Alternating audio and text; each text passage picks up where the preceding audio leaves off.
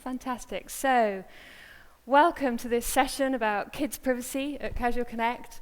There's some very off-putting sets of regulations all listed up there, but the key thing we're going to talk about is how you can generate revenue, produce the content you want to look at, and make sure that you're compliant and you've addressed everything that you need to do to respect kids' privacy online. So we have a great panel. Let me just quickly introduce myself. I work for Trustee, the leading global data privacy management company, which has been an FTC-approved COPPA safe harbor certification provider since 2001, and we have extensive experience of working on children's privacy programs with clients of all sizes and industries. So just turning to the panel. So Dylan Collins from Super Awesome, which is the largest kids ad platform in the world. I should point out that I'm Irish rather than English or American, which I've been accused of being both today. Yes, we'll work out how we can offend people in many ways going forward. But anyway, it's used by hundreds of top kids brands to safely reach kids across mobile and web. And you also do lots of other things, which are all listed on the website. Moving, Paul Gardner joins from Osborne Clark. He is British. I can say that without offending him, I think.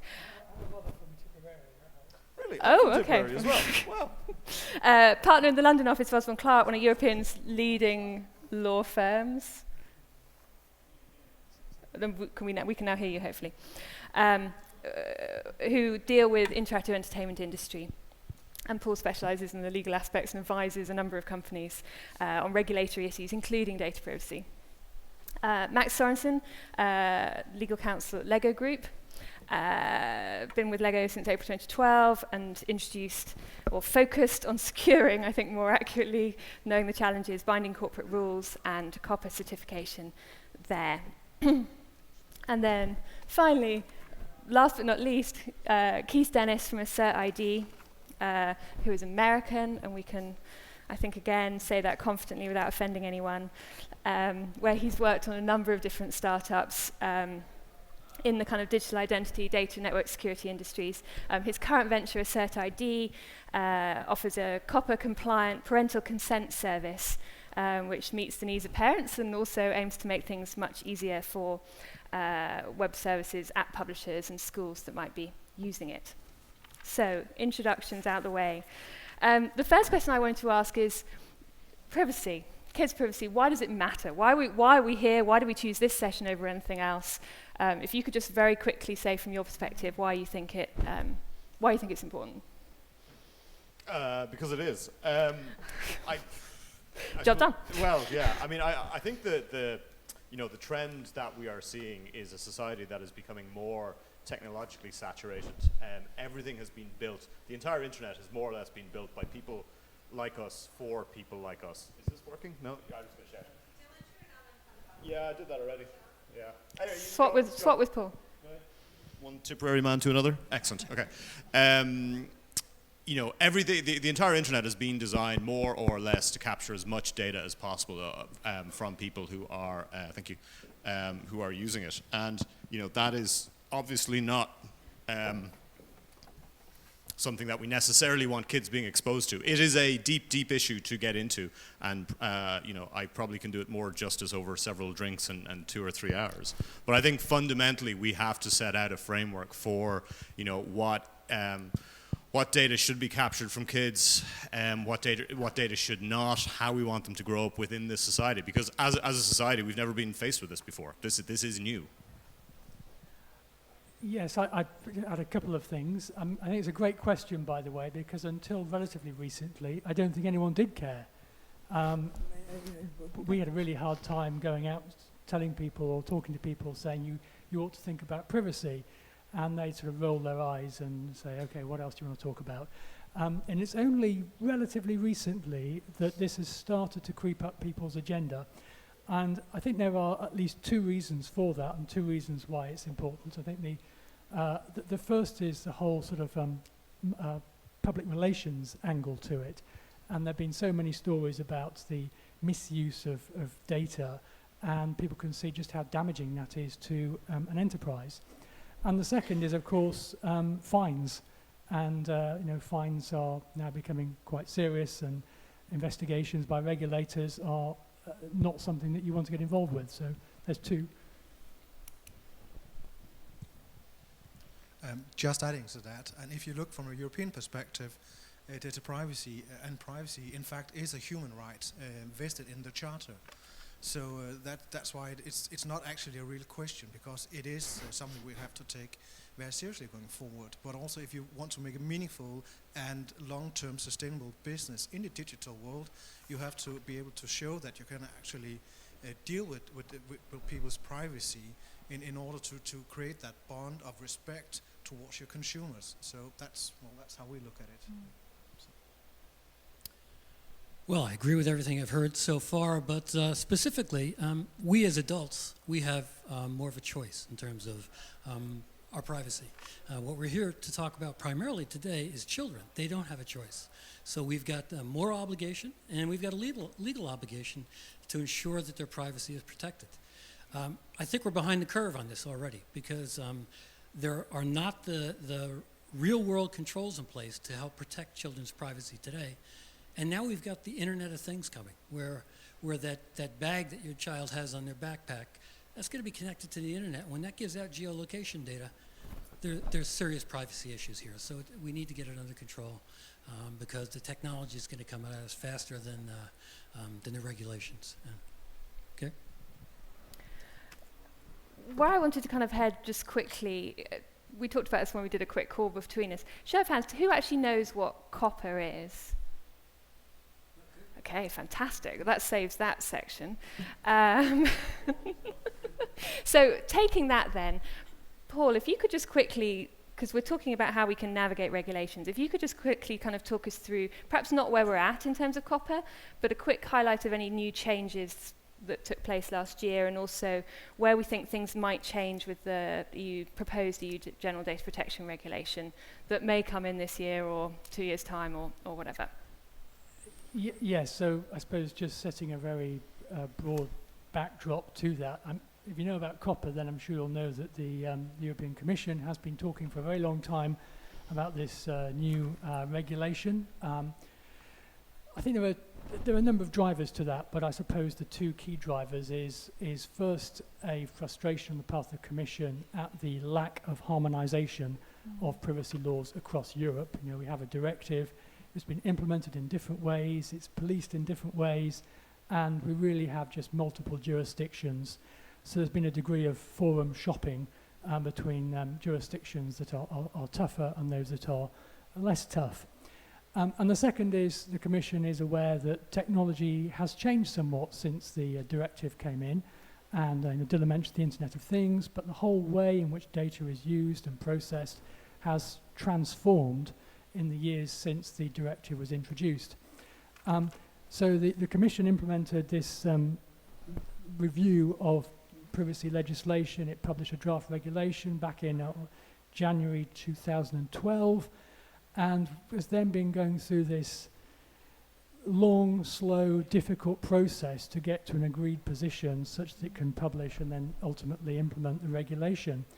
The current aspiration is they will do that by the end of this year, but even then there'll be a 2-year implementation period, so we're still a very long way away from getting a regulation in place. Just as an aside, of course the point of a regulation is it becomes directly applicable in all member states rather than being implemented across each member state in the way that a directive does, therefore gives the harmonization. But it will bring in, when it does come in, a lot of change. Probably the most eye-catching provision has been that of fines, which I mentioned, 100 million euros, 5% of turnover. I think other sort of general highlights is it's moving the whole process of consent into explicit consent to the processing and use of data, which is quite a big change for a number of jurisdictions in Europe. And also the focus is on where the user is resident, not where the data is processed. And what that does is effectively put EU jurisdiction over into the US. So there will be a lot of change, but we're still quite some way away from seeing that. And by the way, I suppose we should wish everyone a late happy Data Protection Day, which of course you all know is on the 28th of January. So happy Data Protection Day. I hope you celebrated it in appropriate fashion. So Max, how do these regulations, both what we have at the moment with the directive in Europe, with COPPA in the US, we talked briefly about Asia as well, how do they impact when you're developing services at Lego? Well, it's if you split it on the services and the marketing, because that's two totally different things, and they are intertwined when we bring them to market. So it sometimes becomes very difficult.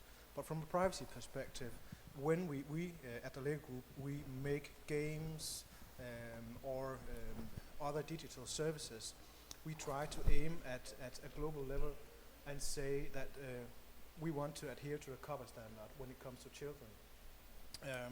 And when we say we are above 13, then we follow the European rules as the high standard, because that's roughly 99% correct and hitting the correct compliance level throughout the whole world. But it also means that when you go to countries in Asia, in the Eastern Europe, some countries in Europe, and applying the COPPA rules, some of our markets will not understand why are we so over-compliant. And from our perspective, that's a no-brainer, because a toy manufacturer like us cannot be seen treating children in Asia or other places lesser than we do in the rest of the Western world. So that's how we handle it from a practical perspective. Dylan, how about from Super Awesome's perspective? Yeah, so we've been talking about this topic within the world of kids marketing for 2 years plus, and I think the general reaction from people has been one that started as incoherence and blank faces and is now rapidly turning into anxious looks and sort of pleading emails. And I think it's companies like Lego and some of our others, and I think we work together in a few different ways, and as some of the other big brands who are actually pushing this out as a global standard. Some of that has been announced publicly, some of it hasn't. But generally we see that the brands who get this, who are at, I would say, sort of the top 5% of brands, are saying, look, we're going to grasp the net and we're going to push it out. We actually, I was smiling when you talked about Asia. We just opened up in Asia, and we are having many of those conversations where we've essentially defined, I suppose, the kid safe advertising category. So we're bringing that to Asia, and we're talking about compliance as well. And it's there. It's you can have a conversation about it. I would say its acknowledgement is definitely lagging. But one of the big challenges I think for this is that the delay in European legislation coming out is there's going to be two reactions to that. There will be the companies that wait until the very, very, very last minute, and there's the companies who know enough now who are saying, okay, shit, we have to deal with this, And I think we need more companies falling into the latter category. So. What are the greatest, sticking with you from it, what are the greatest challenges that you found in adopting a kid-safe, kind of privacy-focused approach? Where have the barriers been, and then perhaps what I think people are interested to hear is how did you overcome them? Or are there any things you chose not to do? When we started Super Awesome, and Josh, if any of y'all haven't met Josh, he's at the front here. He's the co-founder of Super Awesome, and he's the guy who looks after the product vision and the architecture for everything we've built.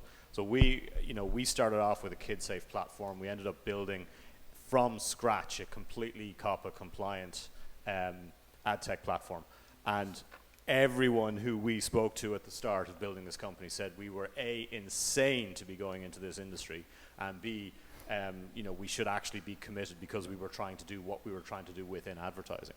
And I think we've built some companies before, so we like a problem that we can go and solve, and that's kind of why we started it. But I think it has been perseverance and education. Our entire team spends, 15-20% of their time doing tutorials with agencies, doing educational sessions, explaining what's going on and what's coming up. And I suppose, as much as anything else, giving them tools to help. Because one of the big problems in the kids industry is that there's been a lot of investment in content, but very little investment in infrastructure, essentially in non-content companies. So you have, in other audiences, in other audience verticals, you essentially have much more of a mature ecosystem. But there has been less to help companies roll out this privacy agenda, I would say, in the kids side of things. And I suppose the bigger we've gotten, and there's a few other companies who've gotten into the space as well, and Keith obviously being one of them too, that has helped the education. But I would say it has been, 2 years of solid explaining to people what's going on, explaining to people the impact of this on their brand if it goes wrong, explaining, that you can either think about this sustainably or, good luck with the future. And I think slowly that's starting to be heard. But lot of education. Can I add to what Dylan has said? I'll speak specifically to the U.S. What we've offered in the U.S. is a cloud-based parental consent service, and what we've seen is that you, the developers, you're not going to move on this really until you feel possibly pain. And pain is going to come in the form of a fine from the FTC or possibly a bad headline in a newspaper somewhere that says you have not been respectful of kids' privacy. But the reason that the application developers don't want to go there are pretty obvious. It's a painful process to integrate compliance with COPPA. It takes the time to understand what the COPPA law is, and it introduces friction into your onboarding process. And nobody likes friction. And it also introduced costs. So if you're following COPPA, you know that the FTC has recently made some significant changes to the COPPA law.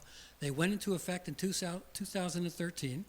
The FTC has taken some action and brought in charges against some companies to get a little bit of visibility there. I think we'll see a lot more of that in 2015. And that helps motivate people to understand that they must become compliant with COPPA. But my personal view is you all shouldn't have to deal with the details of COPPA, that there should be services out there that help you to be compliant with COPPA. So you can focus on what it is that you do. And what you do is you develop great content, engaging games. You haven't got the resources to thoroughly understand COPPA.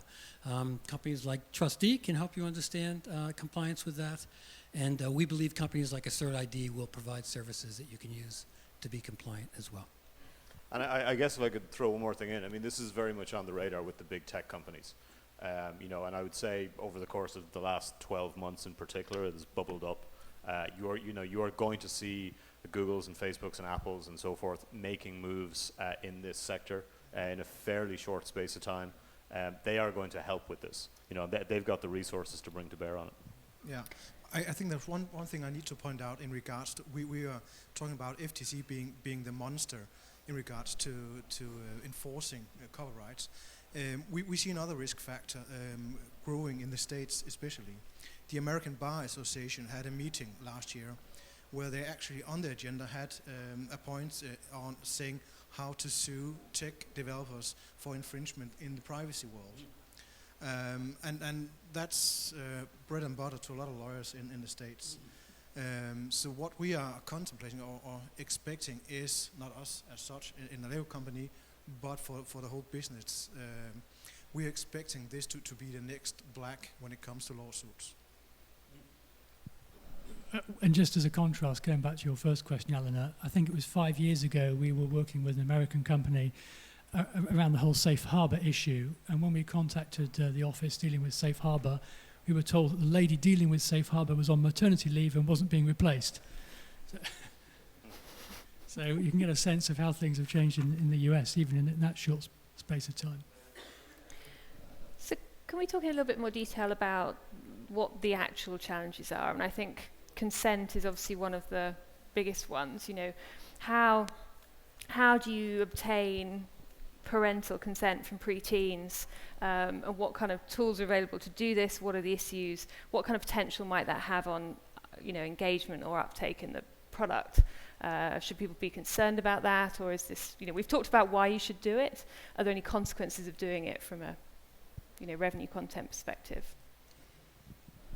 Well, we at the Lego Group we have about 50 million unique users that has signed up with some sort of verifiable, not verifiable, but parental consent.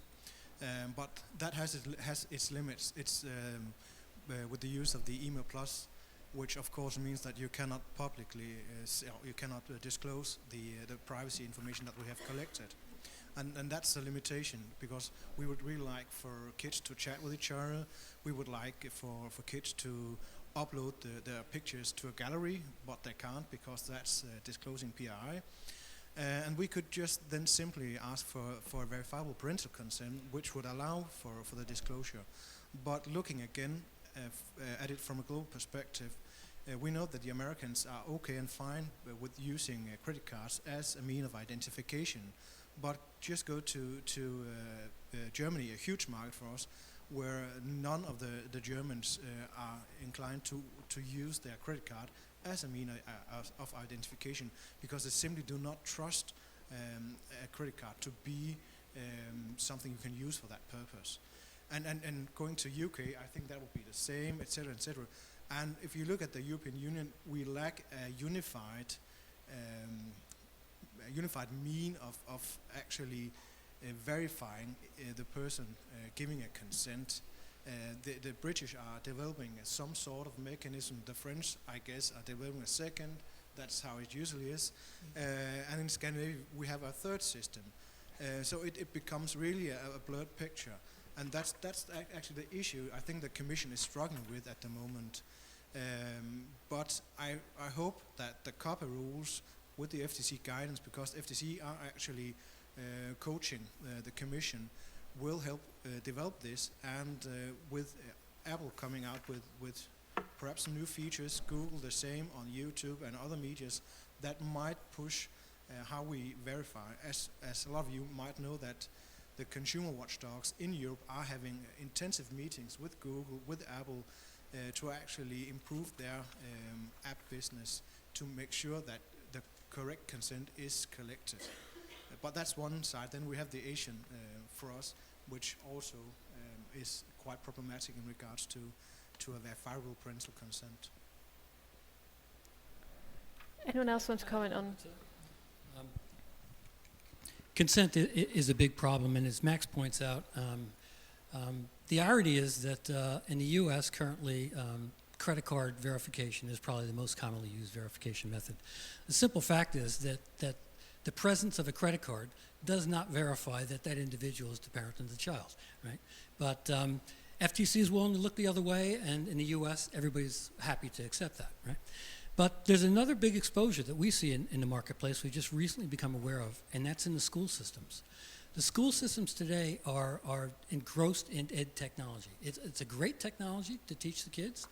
It makes the teachers be much more efficient in terms of getting their materials across to the kid. But the vast majority of the applications currently used in the classroom are not COPPA compliant, right? So we think there's going to be action from the FTC in this area in the near future, and it's going to bring focus to the education systems in the U.S. We see that as an opportunity, because one thing that the schools do very well is they do a very good job of verifying who the parents are of their children. They have verified this parent-child relationship.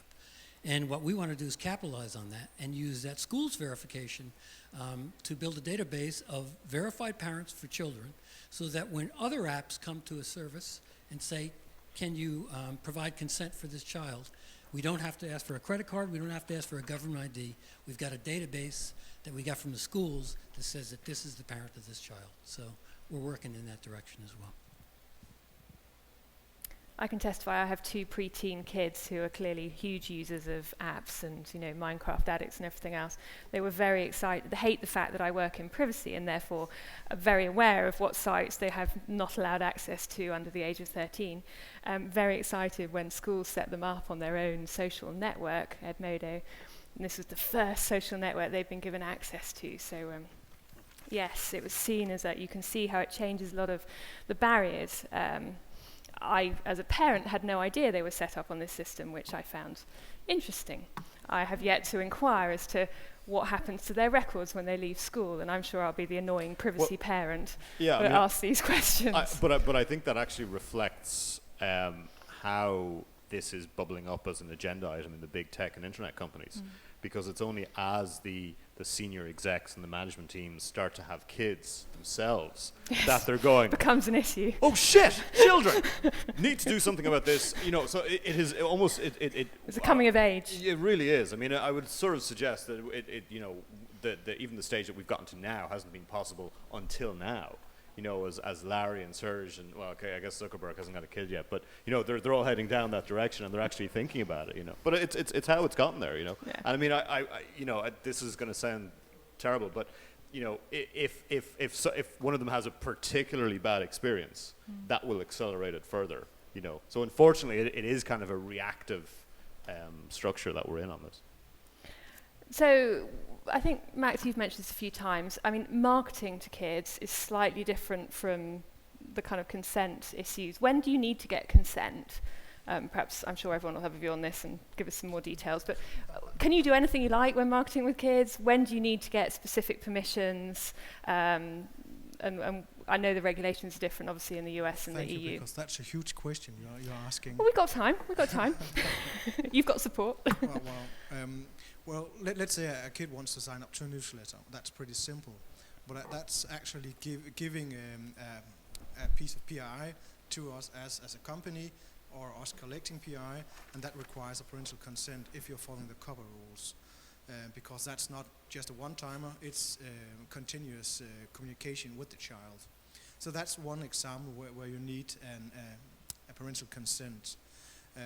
If you want to go further and perhaps start not profiling, but again collecting enough data to engage with the children in loyalty programs without any payment, etc., then you again will have to have a parental consent, and this engagement with the children from a marketing perspective is really valuable. And if I just go back a bit, because you mentioned that training agencies, etc., is a huge task, and we see exactly the same. Our in-house agencies, we have huge in-house agencies. They're very good at this, but we always use external also, and they're not good at this. So we've started training our external agencies, but we see it continuously that they are not aware of simple legislative demands or requirements. So that's where there's, from our perspective, is a disconnect. But just be aware, when you see a lot of apps being developed, a lot of digital offerings, then they often contain some form of marketing. And it's the problem is not only always the parental consent, but actually violation of different marketing codes, because the aggressiveness in it, or the lack of clarity when you install an app. It might say in iTunes, in the iTunes store, that it will say in-app purchase or something like that. But does that tell you as a parent that there's tons of commercials in the app? It doesn't really. And are you inclined to go out and read the nitty-gritty in the side, just to make sure that this is kosher for a child? You're not. You expect to have that information served to you, and it's not. So that's where when CEOs they get children themselves and are faced with a child coming up to them, Dad, can you please tell me what 11 plus 7 is? Why? I want to purchase this song, and go out of the app, and then my reaction is simply to just delete the app. I never gave the consent to have my child, and at some point the consumer watchdogs here in Europe at least will start enforcing this. I hope that was. I mean, what about advertising? I mean, that's obviously a whole different. Well, yeah, I mean, closely related. You know, I think a lot of the issues that we continue to see in the market is, you know, there's a lot of kids-directed advertising that's been done through programmatic exchanges. There's a lot of companies that are using what I call, I guess, mainstream ad servers and DSPs. You know, all of which are collecting data. You know, programmatic advertising, which is essentially is what a lot of online advertising is turning into, is profile-based advertising. It's based on sharing data profiles and targeting advertising accordingly. Like you just can't do that in this environment. I'd say one of the things that we've been building is a large alternative to that, and it's probably why we're growing as quickly as we can. But again, it's back to what Max said about education. A lot of people will say, oh, our ad server is COPPA compliant because we got a letter from them, and you go and you actually look at the wording, and it turns out that the original engineers who probably architected the thing have left, so everyone's looking at a black box and they can't actually say what is really going on the technical side of things. When you're talking to agencies about this topic, a lot of the media buyers, planners, and strategists, they aren't technical enough to have the conversation with you in the first place. So there's this kind of continuous ongoing education. The other big issue is, we get it all the time. Every day people come to us and they say, well, we'd like to run CPI campaigns, performance-based ad campaigns, where you can track installs, and again, that's breaching a lot of legislation and compliance depending on where you are. So, the challenge I would say for us as a company, which we're tackling pretty well, but as an industry, is that you've got to rebuild these types of advertising so that they are A, appropriate, and B, compliant, and then you've got to start educating people about them. But still, it's a grey area and very nebula, because if you read the ICC codes, it's stated that you should not profile children in the digital area, and if you ask the FTC, they simply say no way. And then it's up to us to define what is profiling, and that's of course collecting PII and then using the PII for marketing purposes.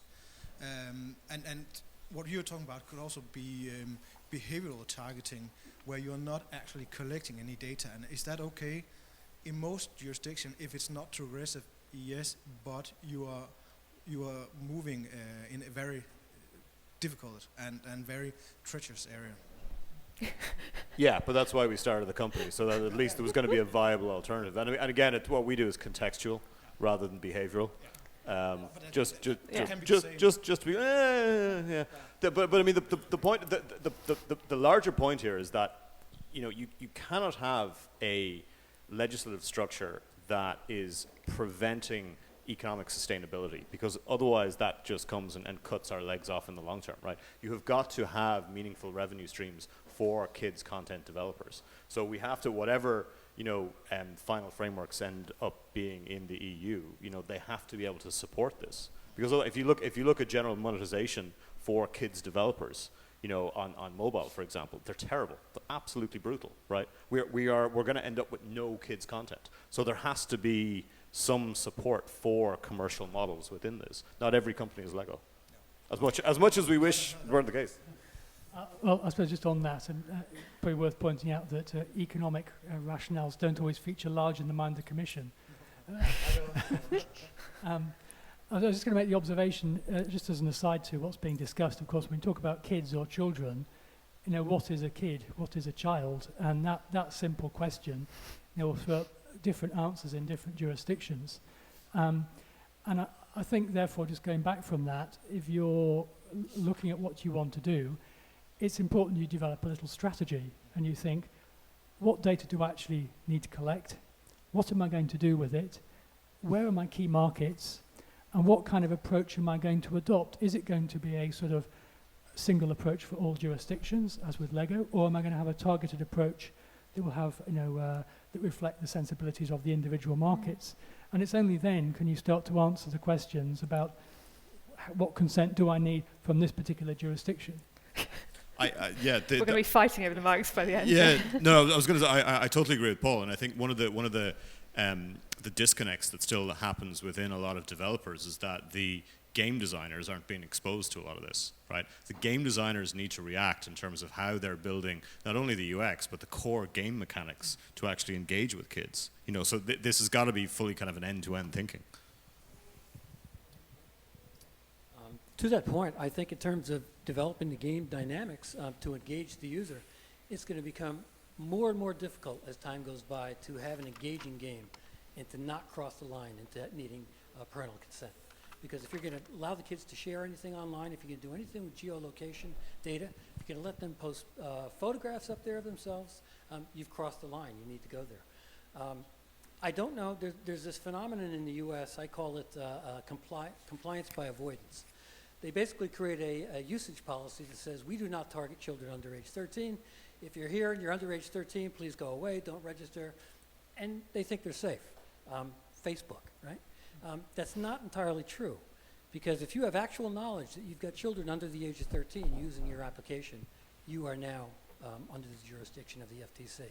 Now, why is everyone looking the other direction? Well, Facebook is clearly in violation of this. You draw your own conclusions, but I think those days are coming to an end, and I think the FTC is going to enforce more. I think Facebook and Google knows this is coming, Twitter as well, and they're going to address it. And if I can quickly dive in, I mean, I think everything we're talking here is as if all of the content is focused solely at children. But I think you raise a really interesting point, and what the FTC action that we saw against Yelp this year showed is that it's not just kids-focused websites that need to think about this. Because if you know, if as Keith says, you have real knowledge, you may be a mixed audience site, that you have kids on your site, then you are subject to all of these requirements, even if you believe that the content is not specifically targeted or anything else. So how do companies deal with that? And how do you, as kind of providers who are focusing in the kids space, kind of raise awareness that this is more than just a kids, limited issue? We've just released our website, lego.com, last year, where we took the stand that from a design perspective, it should be a family-targeted site. And we actually have, if any of you are thinking, yeah, that's good, good luck with that, we actually have the documentation for the age of our visitors on the website, and can document that it is an age spread. We have a lot of grown-up fans, so we know that it's visited by different age groups. So we did the design specifically not targeting children, but targeting a wide range of audiences. But what we did then was saying, where we know on our website that we'll have digital touch points, we'll age gate those to make sure that we are in good faith, and we'll make sure that where we want the kids to engage with us, that the wording, the layout, the appeal was also made towards children, and turning it around where it's not appealing to children. We were not using wording or language that would appeal to children. We have a section on our website called Duplo that's targeting moms, where the wording and text is something that kids would never read, because it's written to adults, something like, do you want to develop your kids, their intellectual blah blah blah, and make it design-wise targeted towards moms. And we did that with focus groups, etc., and make sure that we can document the whole process if the FTC ever comes along. So that's how we treated that. But I think a rule of thumb should be, if you're collecting data from children, then the age group is pretty much everywhere under 13. And then you have the teens that's in between, up to 18 years. And that typically becomes a question of, do you want them to buy your services? That's typically where it gets interesting from a business perspective. And we have chosen to say, no way, from 18 and above, yes, that's okay, but you cannot buy anything from us if you're not over the age of 18. But that's our stand. Am I allowed to ask a question? Because I was going to ask Max, how valuable do you think age gates are? From a legal perspective, very valuable. But no, they cannot stand alone. What they have to stand beside is education of the users on the website. And what we're actually doing at the moment, we just released our privacy policy. That's not a big thing, but we're getting it translated by a copywriter because it's made by a lawyer, and in that lingo, yeah. So we're having copywriter doing it in layman's terms, and we might have some artists and animators do movies and stuff. Let's see how the books comes out. You should release that as a service. That would be hugely popular. Yeah, no, but we're actually going to be doing that, because if you want to push privacy over the line or towards our consumers, then you have to do it in an interesting way. And that's why parent education and involvement has to be an important part of the age gating. Can we get part of that in the next Lego movie? Because that would do wonders for this whole agenda. It's already been done. I have one final question, but before we go to that, I wanted to just open the floor to see if any of you had any questions that you'd like to ask the panel. I presume it's possible. Do we have? You said, so the presence of a credit card doesn't say that that person is actually the child's parent and actually is allowed to grant consent for that kid. And the FTC is looking the other way. Am I being recorded? My parents haven't said yes. No, I'm over 13. So you said that the presence of a credit card doesn't indicate that that person is actually the child's parent. So, but the FTC is looking the other way. My question is the whole credit card thing not generally only working if everybody looks the other way? Because a child could just as well grab the dad's credit card and just punch in the numbers. We have this, I'm a German lawyer. We have very strict youth protection rules, and we have that same problem all the time because the authorities say, and our legislation says, well, if you just key in the number of your parents' passport or ID or whatever, that doesn't prove that it's not just the kid who swiped that ID. So you can't rely on that. You can't trust that. So is that something that's part of the discussion? It's a really good question, and let's put it right out there today. Of the methods that are approved under the FTC, none of them actually verify the parent-child relationship, right? In a sense, I'm happy they did it that way, because if they didn't provide some way for you to get parental consent, business would come to a halt, and that's not going to work for anyone, right? Everyone would like there to be an easier way to get parental consent and something that actually really works. Assert ID actually submitted an application to the FTC last year. You maybe saw it. We were denied. We had a better way to verify the actual parent-child relationship, but we didn't succeed in convincing the FTC that it worked.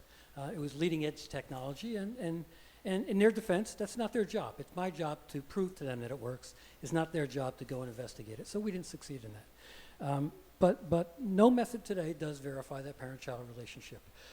I think the FTC would like to see someone come forth with a method that does do that. We're going to try to do that in the very near future. We think we have a better way, I alluded to. But right now, people are going to live with that which is approved on a legal basis, and what's approved on a legal basis is government ID and a credit card, whether it works or not. Thank you. If I might challenge you a bit on this, because this question comes up countless of times. What's the parent's responsibility in this situation? Where should we draw the line as a company? Because are we actually responsible for your kid not misusing the parent's credit card? My private opinion is that you're, of course, not responsible for that, but I didn't make the laws. No. So that's the problem that I have to deal with, and my clients have to deal with, obviously. Yeah. So it's just complicated. And if you want to have an actual age gate that would be worthy of that name under German laws, it would be way more complicated than a credit card or an ID card or anything. Yeah. You basically have to make your user go somewhere, show their ID, and then have a third party sort of certify to you that you've actually identified them face to face.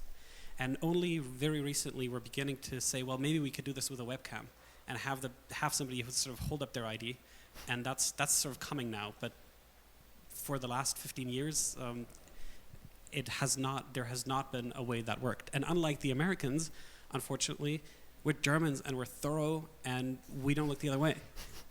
But that would definitely kill the technology innovation if that was a requirement set up. And looking at the commission now, what has been proposed is a sliding scale, well, from the industry at least. Even if the Germans has just made a harsh requirement here at the last moment, but my personal opinion is that the parents has a huge responsibility in this, but at the other side, the companies also has to play fair. So I think there's some middle ground to be found here. Is there one more question I see? Has anyone else got anything? Josh.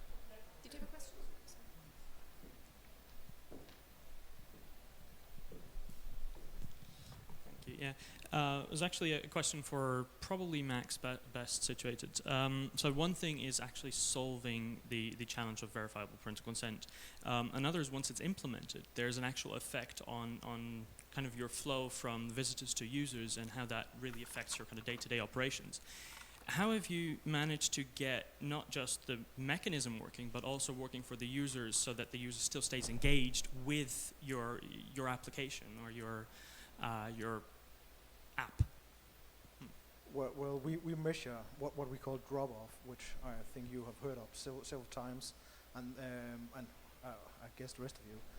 We measure the drop-off, and we have focus groups with children and elder users on how they see our methods.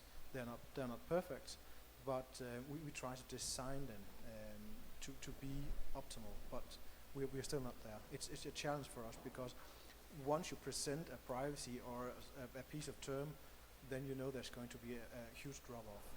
So, and that's from a regulatory demand, especially in Germany. It's just something you have to deal with, and make it as smooth as possible. But again, that's where you're challenged as a business, and it from us we can lay back and say we have the resources to try and develop something, but a lot of other developers do not have those resources. So I see it as a huge problem, and would really like perhaps to have some sort of unified certification, so people could say by using this, then this is a safe site or something like that. But I don't think that's going to be happening soon. And in general, so once a parent goes through verification, you kind of have two different reactions that can come. First is the parent didn't know this was happening at all, and kind of, okay, what are you suddenly doing with the data? And the other is, well, we really like the approach you're taking, and I finally understand what's happening. Kind of, what is the reaction you get most often? Is it that, oh, I didn't know what's happening, or thank you for actually caring about this? It's rare that we get any complaints in our sign-up process, and we have consumer centers, very large consumer centers, and reports on which kind of complaints we take in, and also I have a privacy email that's publicly available, and I get second to none on complaints on that. So apparently it works. All of the parents simply do not care. And to be honest, we are not the most dangerous when it comes to collecting data. So as we're running out of time, you've got, if you can just in 1 minute, just kind of wrap up, and also just, this is what came up in our call, perhaps just indicate one thing that you recommend people shouldn't do and one thing that they should do, with credit due to Dylan for suggesting this. Well, I'll go first, and I'll just say confront compliance with privacy now. Don't wait, because as Dylan does a very good job of expressing, this is not going to go away. It's only going to become more intense over time, right? You're going to need to get that parental consent if you want to engage your users, because you're going to need that personal information. So don't put it off. And one other thought on that is if you're selling into enterprise, who do you want to get to at the enterprise? You want to get to the person who can sign the check. Well, why miss an opportunity to build a relationship based on trust with the parent of these kids? That's the person who can sign the check. So you want that relationship anyway, so go for it. And just my 5 cents, that will be design your experience and your digital tools and technology the way you would like to get it presented to yourself. Monitor your children. They are pretty good at this. We often say that there's a lot of levers to protect children. The problem is they won't show us how they're used.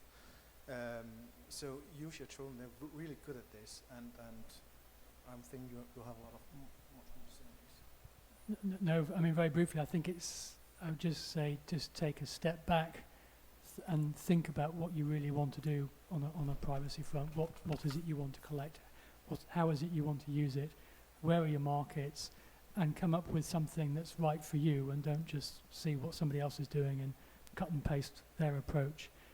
Because it may be that you can have a simpler approach than somebody else does and achieve what you actually want to achieve. I'm not going to talk about advertising, but I would say if you're a game developer, make sure your game designers understand this. That's really, really, really, really important. Secondly, if you're trying to get awareness of this internally in your organization, particularly if you're a big one, it sounds obvious, but find the people who have kids and ignore the people who don't. One of the things that we have found repeatedly is it polarizes naturally, right? But the people who do have kids will grab this. You can spend months trying to educate people who don't, and they just won't.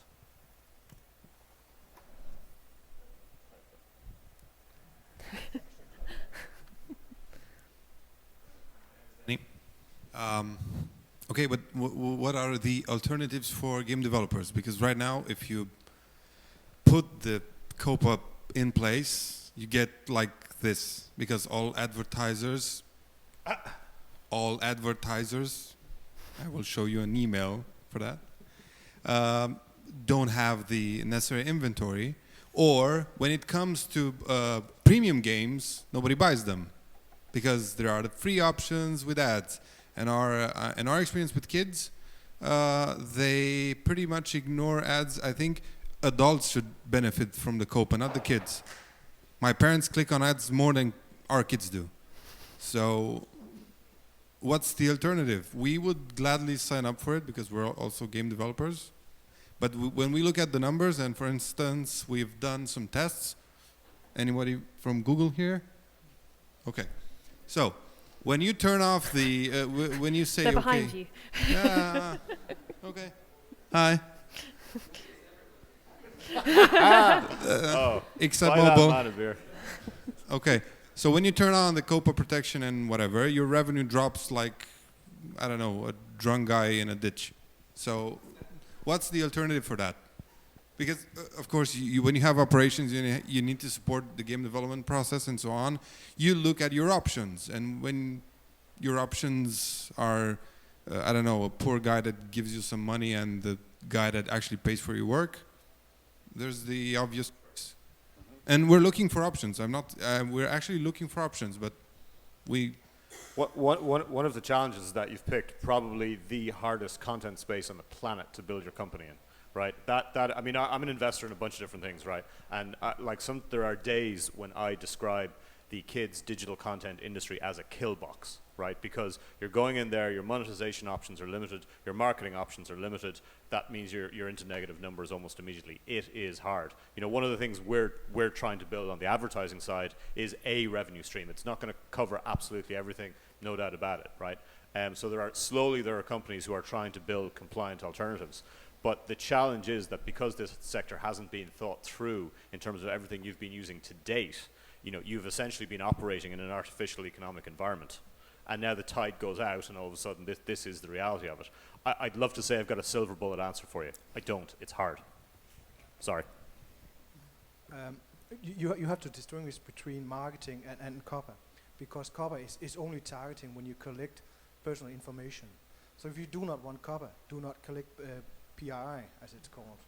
So and I know, what about the marketing? You can still do marketing, but be open and honest when let's say you have your app in the App Store, then write, this has actual marketing.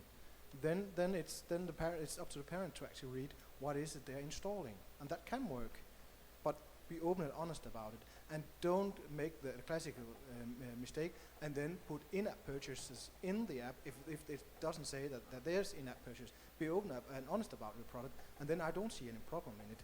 Of course, it still has to be in compliance with the marketing regulation, but you can still have marketing in an app.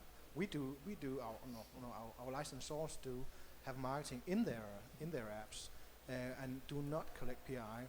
And there was a study done a year ago or something like that from an app organization that actually say, if you want to engage children in apps, do not collect PI, because the children hates going through all those consent mechanisms. So to have them engage in the app, make sure that they can have easy log-on, anonymous log-on, and a password that are not linked to any personal stuff. And then they can stop the game and go back by using the anonymous login information. But and that's not collecting anything. That's still anonymous. The problem is when you start using Google Analytics for game tracking. Well, that's another issue. I think potentially we may have to solve these over a beer later. And if anyone does, then clearly make sure everyone knows and we've tackled some of those difficult problems. So if I can just wrap up by thanking Keith, Max, Paul and Dylan for sharing their expertise and thoughts on this, what I find very interesting topic. Thank you.